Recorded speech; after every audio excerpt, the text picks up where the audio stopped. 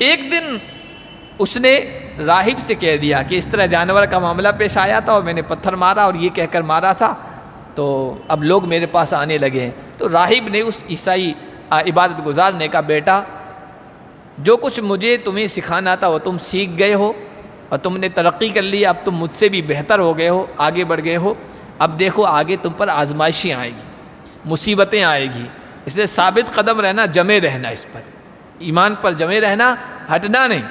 اس نے کہا ٹھیک ہے۔ لوگ آنے لگے، اس کی چرچا ہو گئی۔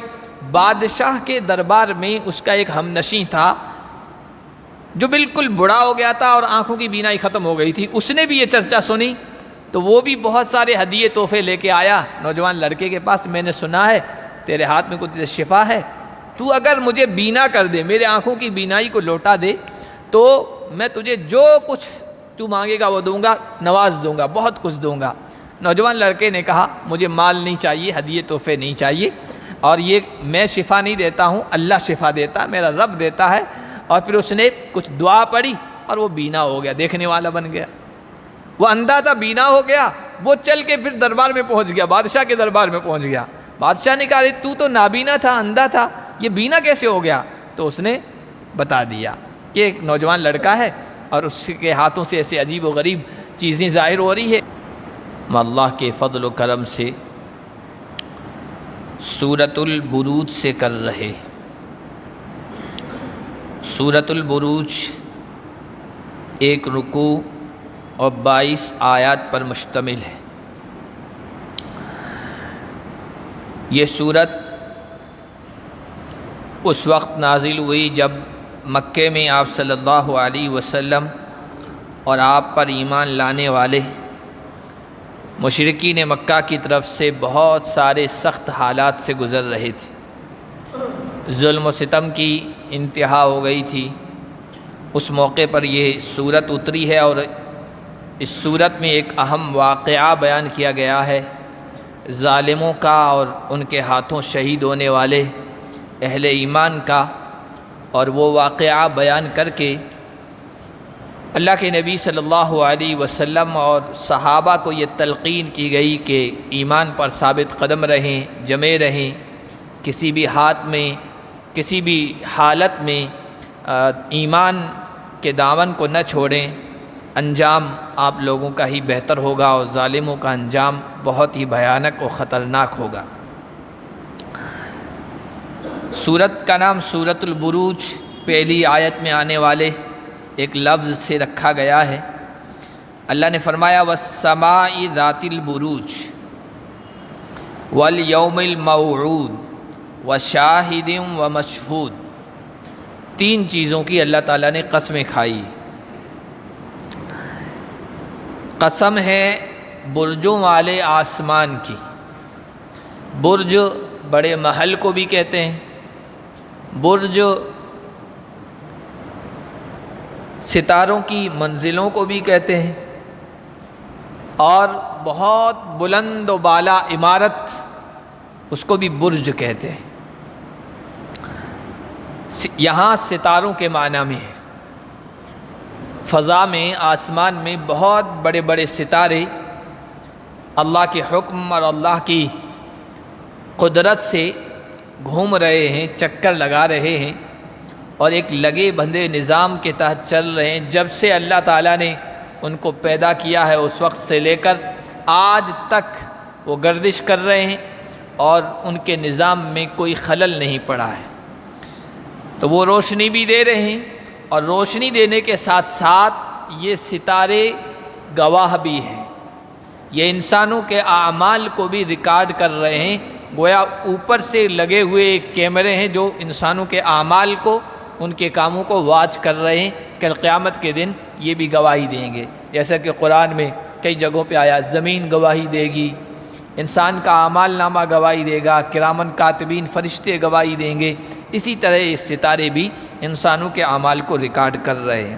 تو قسم ہے برجوں والے، ستاروں والے آسمان کی، والیوم الموعود، اور اس دن کی جس کا وعدہ کیا گیا ہے۔ وہ وعدے کا دن مرنے کے بعد کی زندگی کا ہے، آخرت کا ہے، سب لوگوں کو اللہ کے دربار میں پیش کیا جائے گا، اور فیصلہ کیا جائے گا۔ وہ فیصلے کا دن، وعدے کا دن ہے، قیامت کا دن جو سب سے بڑا دن ہوگا۔ اس دن کی قسم، وشاہد ومشہود، اور شاہد کی قسم اور مشہود کی قسم۔ شاہد کے معنی گواہ دینے والا، مشہود جس کی گواہی دی جائے، جس کے خلاف یا جس کے حق میں، مشہود لہم جس کے حق میں گواہی دی جائے، مشہود علیہم جن کے خلاف گواہی دی جائے۔ ایک تفسیر شاہد کی جمعہ کے دن کے معنی میں لیا گیا ہے۔ شاہد کے معنی حاضر، وہ جو حاضر ہوتا ہے۔ جمعہ یہ ہر شہر میں، بڑے شہر میں جمعہ قائم کرنے کی تاکید کی گئی ہے، تو یہ جہاں جہاں مسلمان بڑے علاقوں میں رہتے ہیں وہاں گویا یہ دن آتا ہے۔ اور مشہود جس کے پاس حاضر ہوا جائے، اس سے مراد عرفہ کا دن ہے کہ پوری دنیا سے لوگ عرفہ کے دن میں اور عرفہ کے میدان میں حاضر ہوتے ہیں، لیکن وہ تفسیر ایک ضعیف حدیث میں آئی ہے۔ اس لیے شاہد گواہ، مشہود جن کے حق یا خلاف گواہی دی جائے۔ شاہد سے مراد نبی پاک صلی اللہ علیہ وسلم کی ذات ہے، اور مشہود پچھلی قومیں، پچھلی امتیں، ان کے جو ہے خلاف، جب وہ نبیوں کے پیغام پہنچانے کا انکار کر دیں گی نا، تو اللہ کے نبی صلی اللہ علیہ وسلم ان کے خلاف گواہی دیں گے، گواہ بن کے آئیں گے، تو یہ مراد ہیں۔ ان چیزوں کی قسم کھا کر گویا اللہ تعالیٰ آگے کا جو واقعہ آ رہا ہے اس کے بارے میں بتا رہے ہیں کہ اس دنیا میں جو کچھ بھی ہو رہا ہے، ایسا نہیں ہے کہ یہاں ہو گیا معاملہ ختم، نہیں، بلکہ ہم قسم کھا کے کہہ رہے ہیں اس دنیا میں جو کوئی بھی ظلم کر رہا ہے تو اس کے ظلم کا انجام بہت بھیانک ہوگا، اور جن پر ظلم کیا جا رہا ہے اللہ کی مدد، اللہ کی نصرت ان کے ساتھ ہوگی، اور اس دنیا میں ان کی مدد کرے گا، آخرت میں تو کرے گا ہی۔ تو ان چیزوں کی قسم کھا کر اللہ تعالیٰ نے کہا قتل اصحاب الاخدود۔ قتل کے معنی مارے گئے۔ حضرت ابن عباس جو صحابہ میں ترجمان القرآن کہے جاتے ہیں، تفسیر کے ماہر، وہ کہتے ہیں قرآن میں جہاں کہیں بھی قتل کا لفظ آیا ہے وہاں ترجمہ ہوتا ہے لعینہ، لعنت کی گئی، پھٹکار کی گئی اللہ کی طرف سے، تو قتل کیے گئے یا پھٹکار لگائی گئی اصحاب الاخدود، کھائیوں والوں پر، گڑھوں والوں پر، النار ذات الوقود، ایندھن والی آگ والوں پر۔ یہ واقعہ ہے جس کی طرف میں نے اشارہ کیا، اس صورت میں بیان کیا گیا ہے۔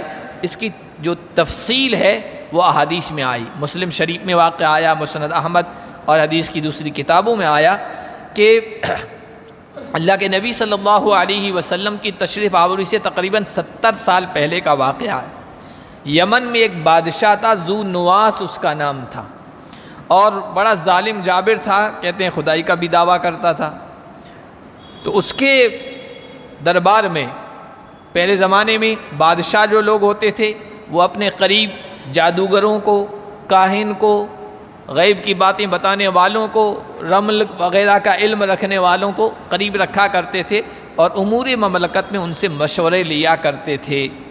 تو جادوگروں، کاہنوں وغیرہ کا زیادہ عمل دخل تھا، وہی ان کے مشیر، وزیر وغیرہ ہوا کرتے تھے۔ تو اس کے دربار میں ایک جادوگر تھا، بڑا جادوگر کے فن کا ماہر تھا، وہ بوڑھا ہو گیا اور مرنے کے قریب ہو گیا۔ تو اس نے کہا کہ اب میں آپ کے دربار میں نہیں آ سکتا ہوں، اور چل چلاؤ کا وقت ہے، میرے اس دنیا سے جانے کا وقت ہے، آپ اپنی طرف سے ایک نوجوان بچہ، لڑکا میرے حوالے کر دیں، اس کا انتخاب کر کے، چن کر کے، تو میں اپنا فن اس کو منتقل کر دوں، اس کو سکھا دوں تاکہ وہ آپ کے کام آ سکے۔ بادشاہ نے اپنی رعیت میں سے ایک ہوشیار نوجوان لڑکے کو منتخب کیا اور کہا کہ یہ آپ کے پاس آیا کرے گا، آپ اس کو اپنا فن سکھا دیں۔ چنانچہ وہ نوجوان لڑکا جادوگری کا فن سیکھنے کے لیے آنے جانے لگا جادوگر کے گھر میں۔ اتفاقی بات یہ ہے کہ بیچ میں ایک جگہ ایک راہب تھا، راہب عیسائی عالم کو کہتے ہیں، عبادت گزار کو۔ اس زمانے میں سچا دین عیسائیت تھا، حضرت عیسیٰ کے ماننے والے جو لوگ تھے وہ، تو ایک راہب تھا عیسائی، پادری کہیے، عبادت گزار، وہ لوگوں کو جمع کر کے اپنا واعظ نصیحت کرتا رہتا تھا۔ تو یہ جب نوجوان لڑکا جادوگر کے پاس جاتا تھا، بیچ میں اس کی عبادت گاہ پڑتی تھی، تو کھڑا ہوا، اس کی باتیں اچھی لگی، تو آتے جاتے اس کے پاس بیٹھنے لگا۔ اب جب جادوگر کے پاس جاتا تھا تو کبھی کبھی دیر ہو جایا کرتی تھی ٹائم سے، تو جادوگر اس پر سختی کیا کرتا تھا۔ اس نے آ کر راہب سے شکایت کی کہ میں آپ کے پاس بیٹھتا ہوں اور آپ کی باتیں بہت مجھے متاثر کرتی ہیں، اس میں وقت ہو جاتا ہے اور وہاں دیر سے پہنچتا ہوں تو مجھے اب جو ہے پٹائی کرتے ہیں، وہ سختی کرتے ہیں۔ گھر والوں کے پاس پہنچتا ہوں دیر سے تو وہ بھی سختی کرتے ہیں۔ تو راہب نے ایک تدبیر سکھائی کہ آئندہ ایسا کرنا کہ جب وہ جادوگر تم پر سختی کے تو کہنا گھر والوں نے مجھے چھوڑنے میں دیر کر دی، اور ادھر سے گھر جاتے ہوئے تاخیر ہو جائے تو کہہ دینا کہ جادوگر نے تھوڑی دیر مجھے اور زیادہ وقت دینے کو کہا، اس میں دیر ہو گئی، اس طرح تم اپنا کام چلا لو۔ چنانچہ وہ نوجوان آنے جانے لگا۔ کافی دنوں کے بعد اس نے اس راہب عیسائی عبادت گزار سے بہت کچھ سیکھ لیا، دین کی باتیں سیکھی، اور یہ نیک لڑکا بن گیا، بالکل یوں کہیے اللہ کا ولی بن گیا۔ ایک مرتبہ کیا ہوا، وہ جا رہا تھا جادوگر کے پاس، بیچ میں دیکھا کہ اس راستہ ایک ہی تھا، شارع ایک ہی تھی، لوگ آتے جاتے تھے، تو دیکھا کہ لوگ بھیڑ لگا کے کھڑے ہیں۔ نزدیک گیا، معلوم ہوا کہ کوئی شیر ہے اور وہ راستہ روکے ہوئے ہے، لوگ ڈر کے مارے ادھر سے ادھر نہیں جا رہے ہیں اور لوگوں کو حرج ہو رہا ہے۔ اس نوجوان نے، لڑکے نے سوچا آج پرکھنے کا دن ہے، موقع ہے، چانس ہے، آج میں پرکھتا ہوں یہ راہب عبادت گزار کا دین ٹھیک ہے یا جادوگر کا طریقہ صحیح ہے۔ اس نے ایک پتھر اٹھایا اور پتھر اٹھا کر شیر کی طرف مارا۔ اس سے پہلے یہ کہا کہ اگر اس راہب کا، اس عیسائی عبادت گزار کا طریقہ اس جادوگر سے ٹھیک ہے، اچھا ہے، تو اس پتھر سے یہ شیر جو ہے، یہ موذی جانور مر جائے اور لوگوں کو حرج ختم ہو جائے اور آنا جانا شروع کر دیں۔ اس نے یہ کہہ کر پتھر مارا اور شیر ختم ہو گیا، لوگوں کے لیے آسانی ہو گئی، راستہ کھل گیا۔ ایسا جب واقعہ کوئی عجیب و غریب ہوتا ہے تو لوگوں میں اس کی چرچا ہوتی ہے، لوگوں میں چرچا ہونے لگی، بھائی نوجوان سا لڑکا ہے، نو عمر سا، اور اس نے ایسا جملہ بولا ہے اور اس طرح شیر کو ختم کر دیا۔ لوگوں میں چرچا عام ہونے لگی، تو اب لوگ جو ہے نا اس کو بڑا سمجھ کر اس کے پاس آنے لگے۔ کوئی بیمار آتا تھا، کوئی کوڑی کا مریض آتا تھا، کوئی اور پریشان حال آتا تھا، اور یہ کچھ پڑھ کر دم کر دیتا تھا اور ان کی بیماری ختم ہو جاتی تھی، کوڑ کا مرض ختم ہو جاتا تھا، وہ آنکھوں میں روشنائی آ جاتی تھی، بینائی آ جاتی تھی۔ ایک دن اس نے راہب سے کہہ دیا کہ اس طرح جانور کا معاملہ پیش آیا تھا اور میں نے پتھر مارا اور یہ کہہ کر مارا تھا، تو اب لوگ میرے پاس آنے لگے ہیں۔ تو راہب نے اس عیسائی عبادت گزار نے کہا، بیٹا جو کچھ مجھے تمہیں سکھانا تھا وہ تم سیکھ گئے ہو اور تم نے ترقی کر لی، اب تم مجھ سے بھی بہتر ہو گئے ہو، آگے بڑھ گئے ہو، اب دیکھو آگے تم پر آزمائشیں آئے گی، مصیبتیں آئے گی، اس لیے ثابت قدم رہنا، جمے رہنا، اس پر ایمان پر جمے رہنا، ہٹنا نہیں۔ اس نے کہا ٹھیک ہے۔ لوگ آنے لگے، اس کی چرچا ہو گئی۔ بادشاہ کے دربار میں اس کا ایک ہم نشیں تھا جو بالکل بوڑھا ہو گیا تھا اور آنکھوں کی بینائی ختم ہو گئی تھی، اس نے بھی یہ چرچا سنی تو وہ بھی بہت سارے ہدیے تحفے لے کے آیا نوجوان لڑکے کے پاس۔ میں نے سنا ہے تیرے ہاتھ میں کچھ شفا ہے، تو اگر مجھے بینا کر دے، میرے آنکھوں کی بینائی کو لوٹا دے، تو میں تجھے جو کچھ تو مانگے گا وہ دوں گا، نواز دوں گا، بہت کچھ دوں گا۔ نوجوان لڑکے نے کہا مجھے مال نہیں چاہیے، ہدیے تحفے نہیں چاہیے، اور یہ میں شفا نہیں دیتا ہوں، اللہ شفا دیتا، میرا رب دیتا ہے۔ اور پھر اس نے کچھ دعا پڑھی اور وہ بینا ہو گیا، دیکھنے والا بن گیا۔ وہ اندھا تھا، بینا ہو گیا، وہ چل کے پھر دربار میں پہنچ گیا، بادشاہ کے دربار میں پہنچ گیا۔ بادشاہ نے کہا تو تو نابینا تھا، اندھا تھا، یہ بینا کیسے ہو گیا؟ تو اس نے بتا دیا کہ ایک نوجوان لڑکا ہے اور اس کے ہاتھوں سے ایسے عجیب و غریب چیزیں ظاہر ہو رہی ہے، اور اس نے مجھے شفا دے دی، اور اس نے یہ کہا کہ میں شفا نہیں دیتا ہوں، رب شفا دیتا ہے، اس لیے بادشاہ کے دربار میں اس نے یہ کہا کہ مجھے میرے رب نے شفا دی ہے۔ بادشاہ کو غصہ آیا، میرے علاوہ کون رب ہے، میرے علاوہ کون خدا ہے، اور یہ کون ہے؟ چنانچہ اس پر سختی کی۔ اس بوڑھے نے جو پہلے نابینا تھا، بینا ہو گیا، اس نے پتہ بتا دیا لڑکے کا۔ لڑکے کو بلایا گیا، لڑکے کو بلا کر اس پر سختی کی گئی، اپنا ایمان چھوڑ دو، اپنے دین کو چھوڑ دو، ورنہ بہت برا معاملہ ہوگا۔ لیکن لڑکے نے اپنا ایمان نہیں چھوڑا، تو کہا کہ تم کو کس نے یہ سب چیزیں سکھائی ہے وہ بتاؤ۔ اس پر سختی کی تو اس نے راہب کا پتہ بتا دیا، عبادت گزار کا۔ بادشاہ نے اس بوڑھے کو جس کی آنکھیں کی بینائی لوٹ آئی تھی، جو اس کا درباری تھا، اس کو اور اس راہب عبادت گزار کو اپنے دربار میں بلایا، دین سے پھرنے کو کہا، ایمان سے پھرنے کو کہا، لیکن وہ نہیں پھرے، آرے سے ان کو چیر دیا، ختم کر دیا۔ لیکن لڑکے پر ابھی ہاتھ نہیں اٹھایا، کیونکہ لڑکا مشہور ہو چکا تھا، اس کے ماننے والے بڑھ گئے تھے، اس لیے تھوڑا خطرہ تھا بادشاہ کو۔ لڑکے کے ساتھ یہ معاملہ کیا کہ اپنے کچھ درباریوں کو کہا اس کو لے جاؤ دور جنگل میں اور پہاڑ کی چوٹی پر لے جانا، وہاں اس سے کہنا اپنے دین اور ایمان سے پھرتے ہو یا نہیں، ورنہ تم کو یہاں سے گرا دیتے ہیں، چورا چورا کر دیں گے، اگر پھر جائے تو ٹھیک ہے ورنہ اس کو گرا دینا۔ وہ وہاں جب لے گئے پہاڑ کی چوٹی پر پہنچے تو اس نوجوان لڑکے نے کہا اللہم اکفینیہم بما شئت، اے اللہ میں تجھ پر ایمان لے آیا اور تو تیری جوش مشیت و چاہا تو میری طرف سے ان کو کافی ہو جا، جو بھی ان کے ساتھ معاملہ کر۔ یہ کہنا تھا، پہاڑ لرزا، زلزلہ آیا اور وہ سب نیچے گر گئے، لڑکا بالکل سلامت، چل کر واپس دربار میں آ گئے۔ ارے یہ کیا ہوا، تمہارے ساتھیوں کا کیا ہوا کہ وہ تو سب ہلاک ہو گئے، مجھے اللہ نے بچا لیا اور تمہارے سامنے حاضر ہوں۔ اس کو اور غصہ آیا اور چند درباریوں کو کہا اس کو لے جاؤ سمندر میں اور بیچ سمندر میں لے جا کر اس کو ڈبو دینا، پہلے کہنا کہ دین چھوڑتے ہو یا نہیں، چھوڑے تو ٹھیک ہے ورنہ اس کو ڈبو دینا۔ چنانچہ لے گئے، وہاں بھی اس نے وہی جملہ کہا، یا اللہ اپنی طرف سے میرے لیے تو کافی ہو جا، اور وہاں پر کشتی جو ڈاواں ڈول ہوئی وہ سب اندر گرے، غرقاب ہو گئے، ڈوب گئے، اور بچہ چل کر واپس پھر دربار میں آ گیا۔ یہ انتقام کے جذبے سے آپے سے باہر ہو گیا، انتقام کی آگ بھڑکنے لگی، تدبیریں سوچنے لگا۔ تو نوجوان لڑکے نے خود کہا تم مجھے مارنا چاہتے ہو، تمہیں تدبیر بتاتا ہوں، سارے لوگوں کو ایک جگہ جمع کر دو کھلے میدان میں، وہاں پر مجھے لٹکا دو تختے پہ اور پھر تیر چلاؤ، اور تیر چلاؤ تو تیر چلانے والے سے کہنا یہ جملے کہ بسم رب ھذا الغلام، اس بچے کے رب کے نام سے میں تیر چلاتا ہوں، یہ جملہ بول کر تیر چلاؤ گے تو میں ختم ہو جاؤں گا، مر جاؤں گا، ورنہ تمہارے ہاتھوں میری موت نہیں ہے۔ چنانچہ لوگوں کے مجمع میں تیر چلانے والے نے یہ جملے کہہ کر تیر چلائے، وہ تیر آ کے کن پٹی پہ لگا اور وہ نوجوان شہید ہو گیا، لڑکا شہید ہو گیا۔ اب وہ سارا جو مجمع تھا ان کے دل میں ایمان اتر گیا کہ یہ سچا ہے، تبھی تو اس کے جملے کہے ہوئے بولے تو یہ مر گیا، ورنہ اس نے تو مارنے کی کئی تدبیریں کی تھی، ختم نہیں ہوا ہے۔ اس کا مطلب یہ بچہ سچا، اس کا ایمان سچا۔ پورا جو مجمع تھا اس نے کہا آمنا برب ھذا الغلام، اس بچے کے رب پر ہم سب ایمان لے آئے۔ بادشاہ کے درباریوں نے کہا جس سے تو ڈرتا تھا وہ تو ہو گیا، تو یہی تو ڈر رہا تھا کہ لوگ سب اس کے پیچھے ہو جائیں گے، ایمان لے آئیں گے، اور یہ تو ہو گیا۔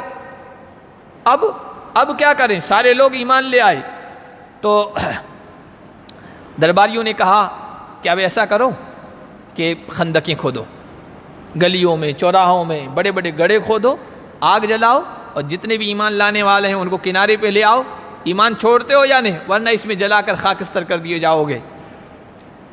تو روایات میں آتا ہے کہ سارے کے سارے لوگ جو ہے وہ آگ میں کود گئے، جل گئے، مرنا قبول کر لیا، لیکن ایمان نہیں چھوڑا، ثابت قدم رہے۔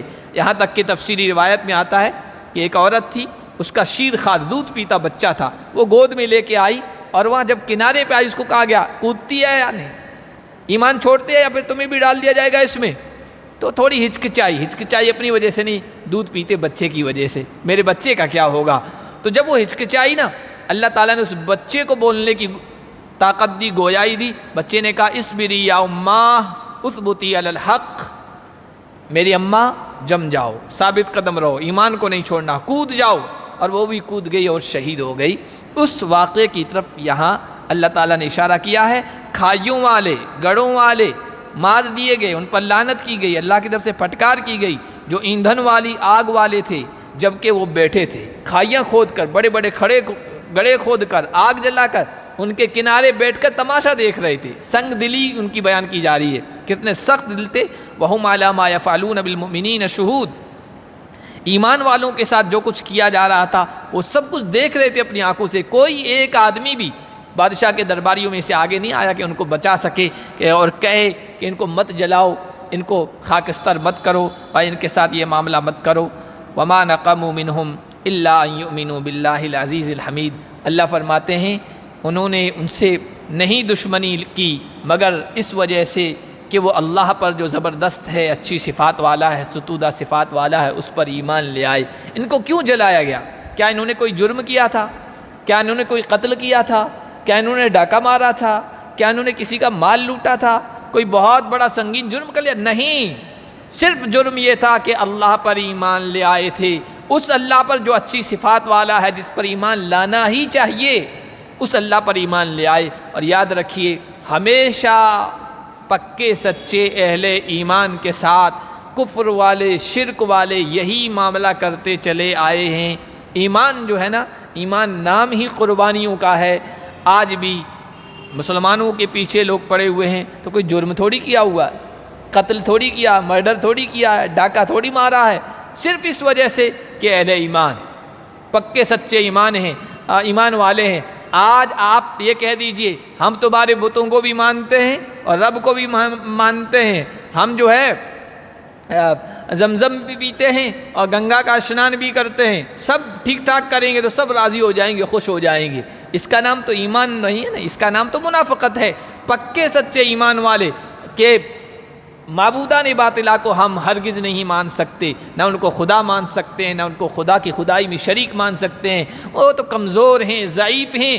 جو لوگ یہ اعلان کرتے ہیں ان کے ساتھ ہمیشہ اہل کفر کا، اہل شرک کا یہی معاملہ رہے گا جو اس واقعے والوں کے ساتھ ہوا۔ فرمایا ان کا گناہ یہی تھا، ان کا جرم بس یہی تھا کہ وہ اللہ پر ایمان لانے والے تھے جو بڑا زبردست ہے، اچھی صفات والا ہے۔ الذی لہ ملک السماوات والارض، وہ اللہ آسمان و زمینوں کی بادشاہت جس کے لیے ہے۔ واللہ علی کل شیء شہید، اور جو اللہ ہر چیز پر نگراں ہے، محافظ ہے۔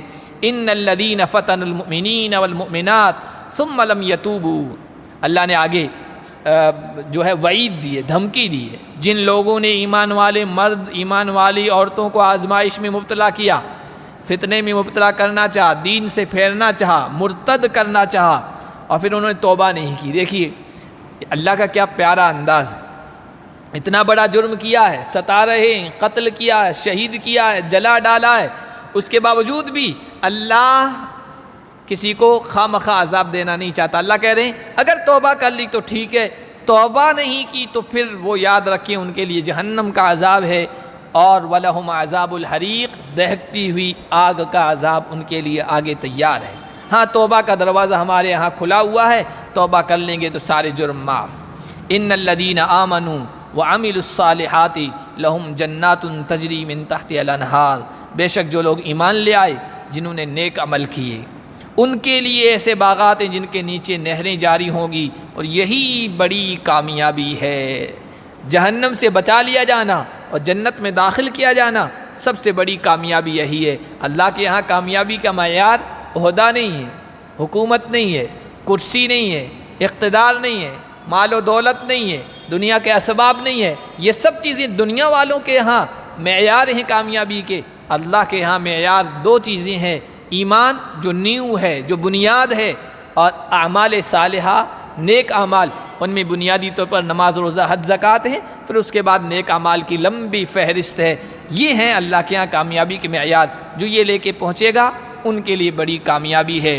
ان بطش ربک لشدید، میں نے بتایا کہ یہ سورت جب نازل ہو رہی تھی، مکی دور وہ دور ہے جب انتہائی ظلم ہو رہا تھا اللہ کے نبی اور صحابہ پر، تو اللہ تعالیٰ نے یہ واقعہ سنا کر وارننگ دی ہے مشرکین مکہ کو، کفار مکہ کو، اور اہل ایمان کو تسلی دی ہے۔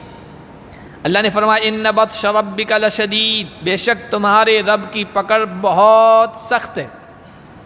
وہ ڈھیل تو دیتا ہے، وہ مہلت تو دیتا ہے، اگلی صورت میں آ رہا ہے فَمَهِّلِ الْكَافِرِينَ أَمْهِلْهُمْ رُوَيْدًا، اللہ مہلت تو دیتا ہے لیکن مہلت دینے کے بعد جب پکڑتا ہے تو بہت سخت ہوتی ہے۔ وہ جو اردو میں محاورہ مشہور ہے کہ تگنی کا ناچ نچوا دیتا ہے، اور اچھے اچھوں کی جب ہیکڑی، تکبر اور غرور وہ خاک میں مل جاتا ہے جب اللہ کی پکڑ آتی ہے۔ تو کفار مکہ سے کہا جا رہا ہے اس پکڑ سے ڈرو۔ إِنَّهُ هُوَ يُبْدِئُ وَيُعِيدُ، بے شک وہ اللہ ہی ہے جس نے تمہیں پہلی مرتبہ پیدا کیا تھا اور وہ دوبارہ بھی پیدا کرے گا۔ جو پہلی مرتبہ پیدا کرنے پر قادر ہے وہ دوبارہ پیدا کرنے پر کیوں نہیں قادر ہے؟ وَهُوَ الْغَفُورُ الْوَدُودُ، اور وہ بخشنے والا بھی ہے، محبت کرنے والا بھی ہے۔ اوپر آیا ان بطش ربک لشدید، اللہ کی پکڑ بہت سخت، اور یہاں آیا اللہ بخشنے والا ہے، محبت کرنے والا ہے۔ اللہ کی دو طرح کی صفاتیں اور دونوں طرح کی صفات کو سامنے رکھنا چاہیے۔ نبئ عبادی انی انا الغفور الرحیم، اے نبی میرے بندوں سے کہہ دیجئے میں بخشنے والا ہوں، رحم کرنے والا ہوں۔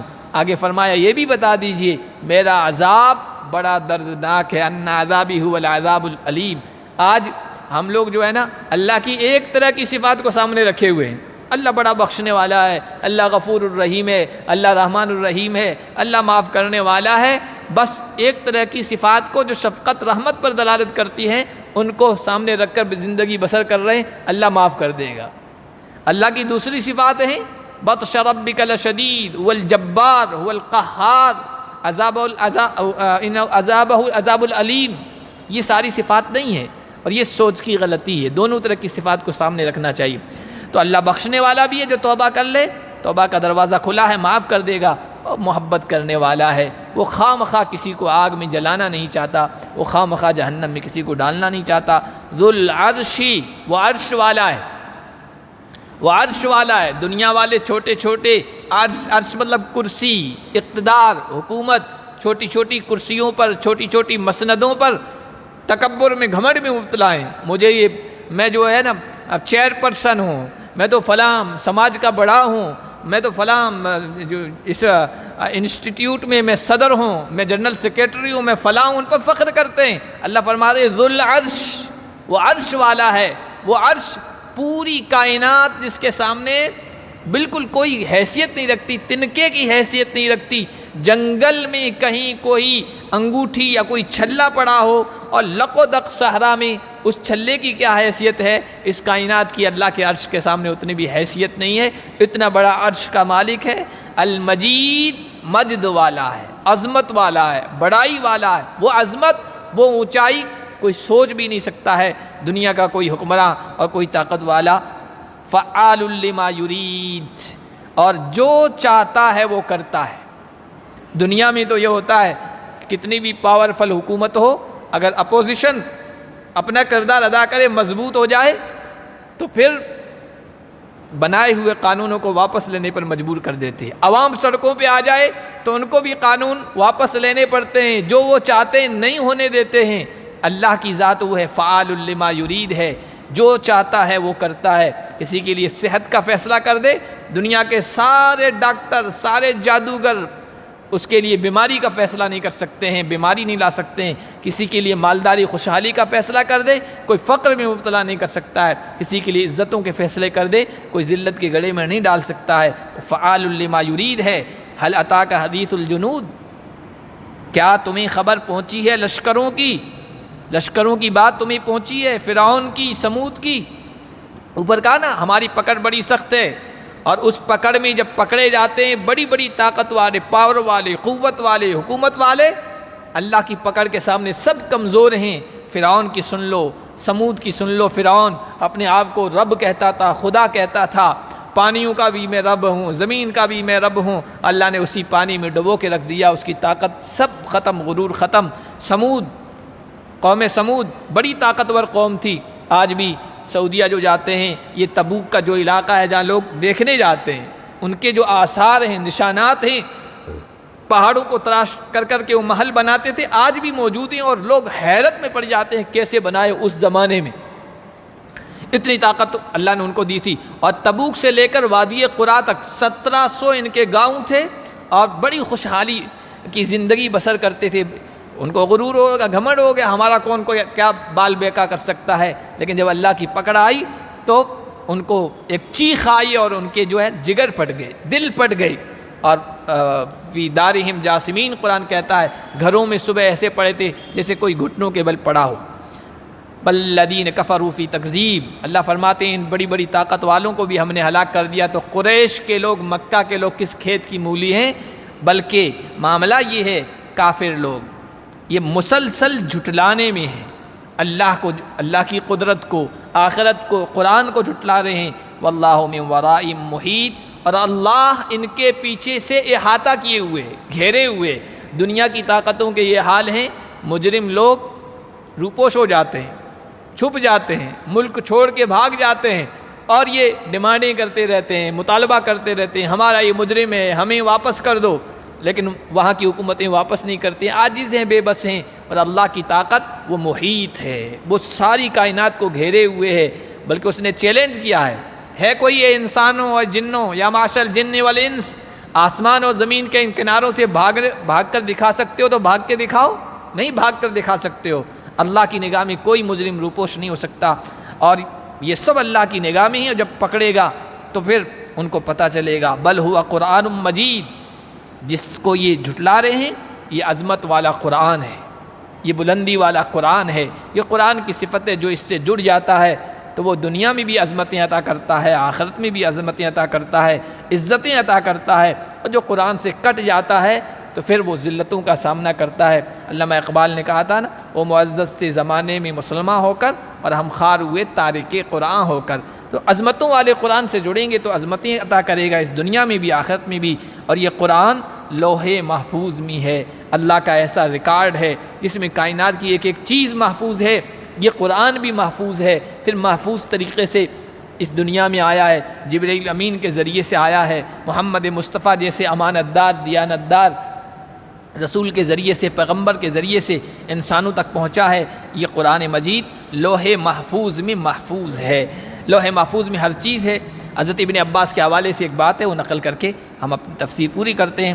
ابن عباس کے حوالے سے تفسیر قرطبی میں نقل کیا گیا کہ اول شیء کتبہ اللہ فی اللوح المحفوظ، لوح محفوظ میں جو سب سے پہلی چیز اللہ تعالیٰ نے لکھی وہ یہ الفاظ تھے، یہ کلمات تھے، انی انا اللہ لا الہ الا انا، میں ہوں اللہ، میرے علاوہ کوئی الہ و معبود نہیں، محمد رسولی، محمد میرے رسول ہیں، من استسلم لقضائی وصبر علی بلائی وشکر نعمائی، جو میرے فیصلوں پر اپنی رضامندی کا اظہار کر دے، میرے فیصلوں کے سامنے جھک جائے، راضی ہو جائے، میری آزمائشوں، میری طرف سے آنے والی آزمائشوں پر صبر کرے، میری نعمتوں کا شکر ادا کرے، کتبتہ صدیقا وبعثتہ مع الصدیقین، میں اس کو صدیق لکھوں گا اور صدیقین کے ساتھ کل کھڑا کروں گا، نبیوں کے بعد صدیقوں کا درجہ ہے۔